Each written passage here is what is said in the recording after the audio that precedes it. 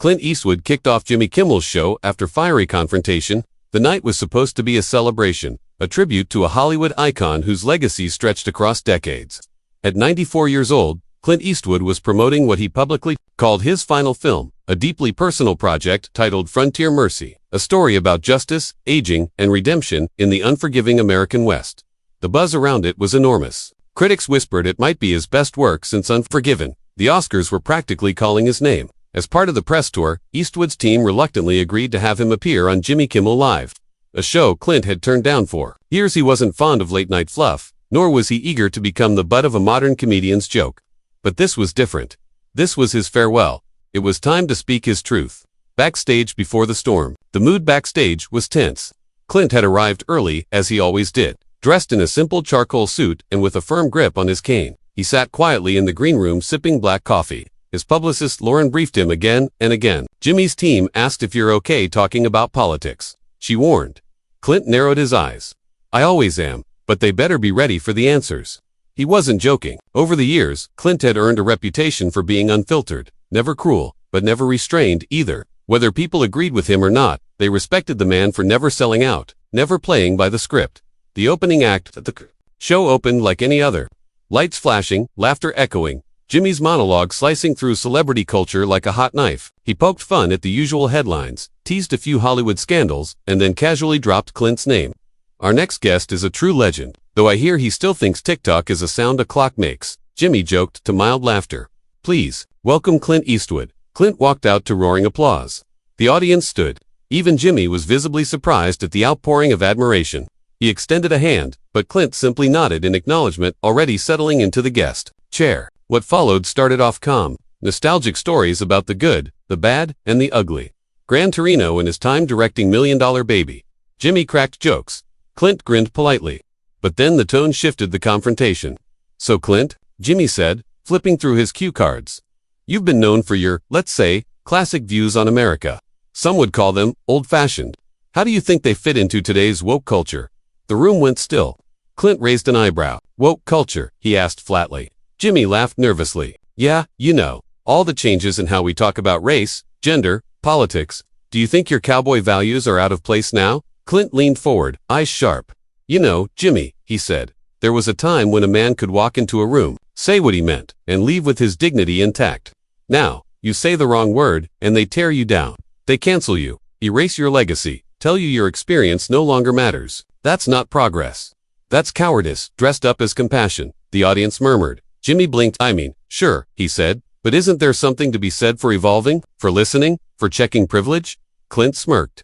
I've been listening, for 70 years, son. I fought in a war. I built a career from the ground up.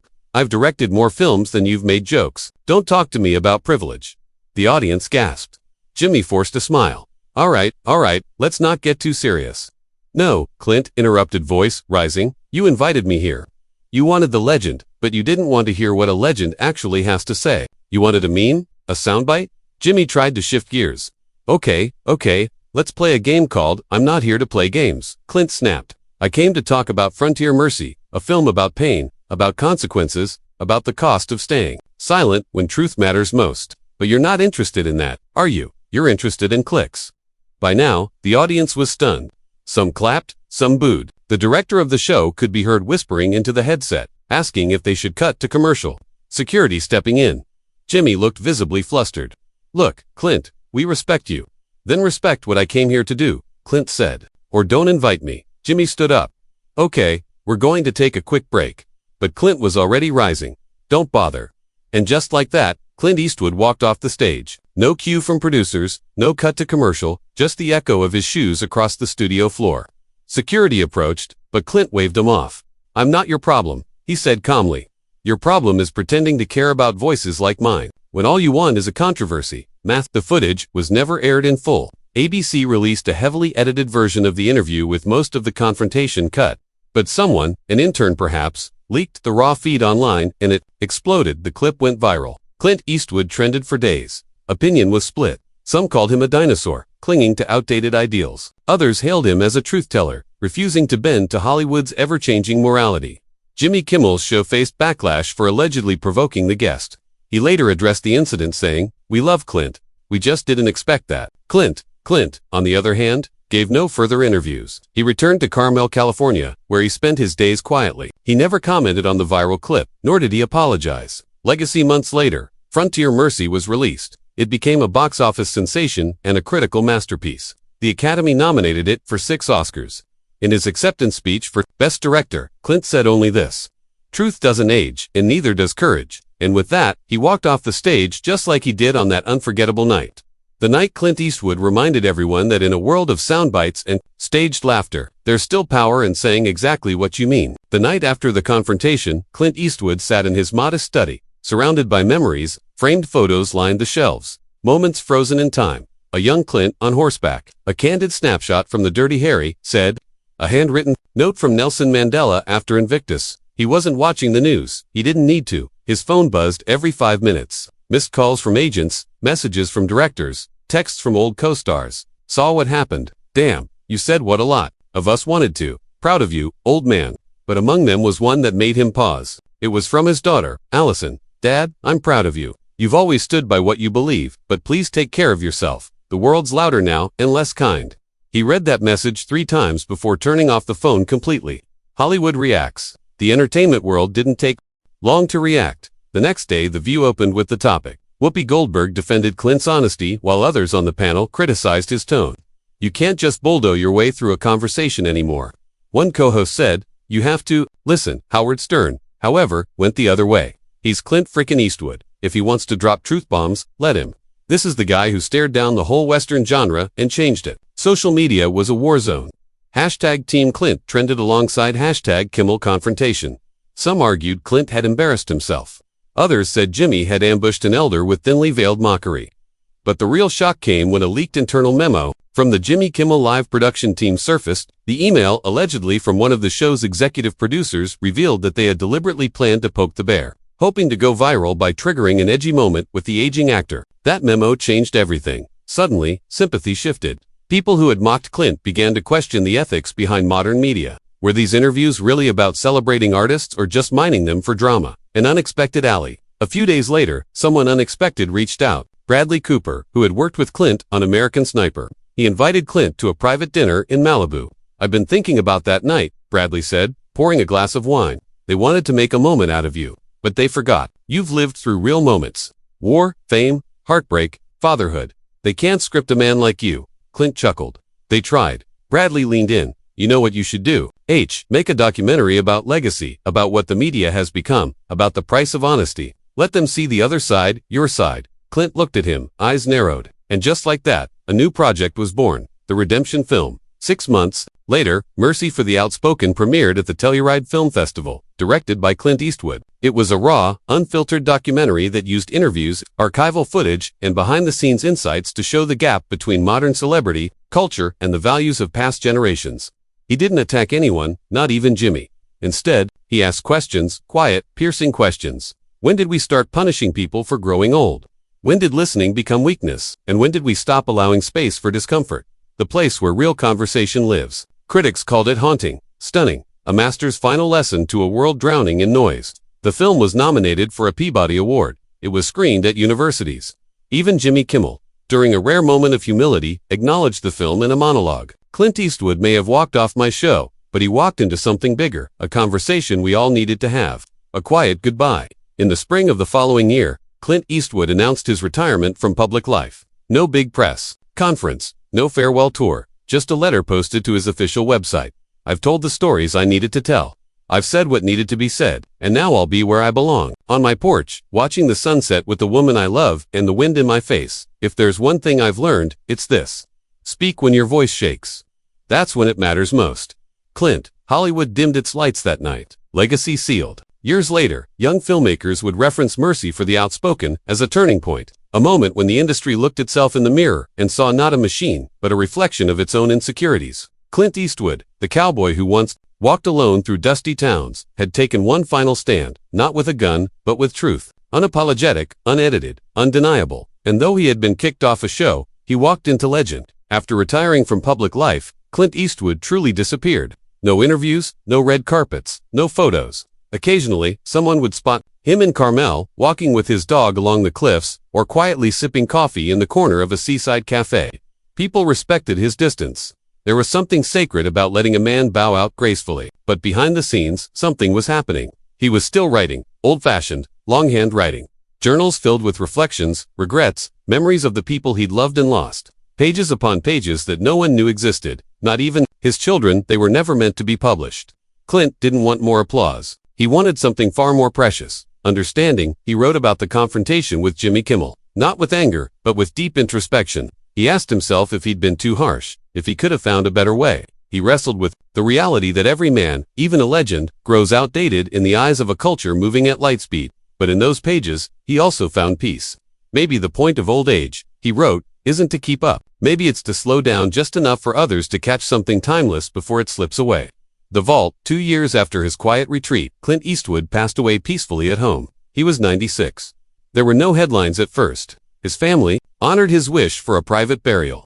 The news broke 4 days later. Hollywood stopped. Tributes poured in from every generation. Actors, directors, presidents, soldiers, farmers, fathers. Everyone had a story. Everyone had been touched by the man who had once said, "I don't pretend to know the answers, but I damn well won't be afraid to ask the questions." But the biggest surprise came not from Hollywood. It came from a storage unit in Carmel. Clint's attorney, following detailed instructions in his will, handed over a thick sealed binder labeled to be opened only if they still care. Inside were the handwritten journals along with a note. If someone finds something worth sharing, go ahead. If not, no harm done. I've already had my say. The journals were eventually published as a book titled The Last Ride, Notes from a Man Who Never Blinked. It became a global bestseller. But the final entry in the book is what left readers in tears. The twist, a letter to Jimmy. Tucked into the final pages was a sealed letter addressed to one man, Jimmy Kimmel. It read, "Jimmy, you were right about one thing. The world has changed, but maybe I was right, too. Maybe we've lost something in that rush. I didn't walk off your show because I was angry. I walked off because I knew the conversation we both wanted wasn't possible on a stage surrounded by laughter signs and commercial breaks. We needed a fire pit and no cameras. We needed silence between words. But you're a smart man. You're trying to keep people laughing in a world that hurts. That's not weakness. That's a different kind of courage. So here's my ask. When you're old, when the lights are fading, and your own jokes start to echo back with the weight of years, remember that moment we shared, and maybe then you'll understand why I stood up and walked away." Clint Kimmel read the letter, live during a special tribute episode. By the end, his voice cracked. He looked directly into the camera and said, "Clint, I get it now. I really do. Thank you." The cowboy rides on. In the years that followed, Clint Eastwood's legacy became more than just about films. His journals were studied in universities. His quote, "Speak when your voice shakes," was etched on classroom walls, veteran memorials, and protest signs around the world. And in Carmel, on a cliff overlooking the Pacific Ocean, the town erected a quiet statue, not of Clint holding a gun, but simply standing tall, hat in hand, gazing toward the horizon. At its base, a single word, true. 10 years after Clint Eastwood's passing, the world had changed again. Hollywood had become unrecognizable. Studios powered by AI turned out hyper-Polish blockbusters. Interviews were holographic. Social media, once a chaotic flood, had collapsed under the weight of its own noise, replaced by quieter, more intentional spaces. But amid the progress, a quiet movement had started. Young filmmakers, disillusioned by algorithms and empty spectacle, began creating stripped-down films, character-driven, morally complex, slow-burning. They called themselves the Eastwood Circle. Their symbol, a single cowboy boot resting beside a typewriter. In schools, students studied Gran Torino and Million Dollar Baby, not just for their craft, but for their courage. How they said something real in a world obsessed with pretending. Professors often assigned essays on the Kimmel confrontation, not as a scandal, but as a turning point in American culture. Clint's face, weathered, honest, unmistakable, became a symbol of resistance. Not political, not aggressive, human.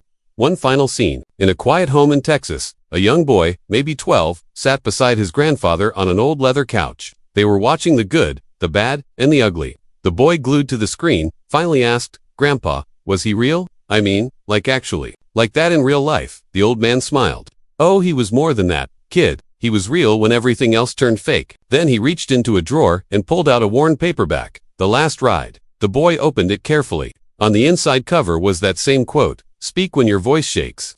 The boy read it, paused, and whispered, "I think I get it." Outside, the wind howled softly across the Texas plains, the kind of wind that carried stories for those who still listened. A legend's echo. Years later, a biopic about Clint's life was made by one of those Eastwood Circle directors. But it wasn't flashy. It didn't have explosions or car chases. was simple. A man grows old, faces the world, speaks his truth, and walks away with dignity. The final scene, a recreation of that walk off the Kimmel stage, only this time, no audience sound. No camera flashes, just silence. Clint walks out of frame and disappears into shadow. Then black screen, a single line fades in. You don't need to be loud to be heard. Legacy etched in stone. At the Academy Museum in Los Angeles, there's now a special wing, the Storyteller's Hall. Inside, there's a single spotlight on Clint's old director's chair, marked with his name in faded gold thread. Next to it, a video plays on loop. Not a scene from a film, not an interview, just a grainy clip of Clint years ago standing beside a dirt road. Wind in his hair, looking out toward the horizon. He turns to the camera, smirks faintly, and says, "We all ride off someday. Just make sure the tracks you leave behind are worth following." Then the screen fades to black. The audience never claps. They just sit in silence, listening, thinking, remembering. 5 years after his journals were published, a mysterious envelope was delivered to the Carmel City Hall. No name, no return address. Inside was a simple handwritten note, "Return me to where the journey began." Attached was a small tin box weathered with time. Inside the box, a harmonica, an old sheriff's badge, a faded script with notes scribbled in red ink, and a single bullet casing from a film set no one could identify. The city council voted unanimously. They held a small private ceremony on the edge of the cliffs where Clint used to walk. No cameras, no press, just a few locals, a soft wind, and the distant cry of gulls. They buried the box under a lone tree, and on the trunk, someone carved for the man who never needed to shout. The final fade. Back in Los Angeles, Jimmy Kimmel, now older, grayer, slower, gave a rare appearance on a tribute show marking the 100th anniversary of Unforgiven. As he stood in front of a silent crowd, he held up Clint's letter once more. This time he didn't read it. He just looked at the camera and said, "Sometimes the best punchline is a pause." Then he stepped back and the screen behind him lit up with nothing but a still image of Clint. He wasn't holding a gun. He wasn't riding a horse. He was simply smiling softly, almost peacefully. And in that moment, the audience didn't clap. They just stood up, some with tears in their eyes, some with hands over their hearts, all of them remembering. The last ride final narration. Every generation gets a few voices who stand out in the storm. Some scream, some shine, some fight. But Clint Eastwood, he did something different. He listened first. He waited, and when he finally spoke, the world leaned in.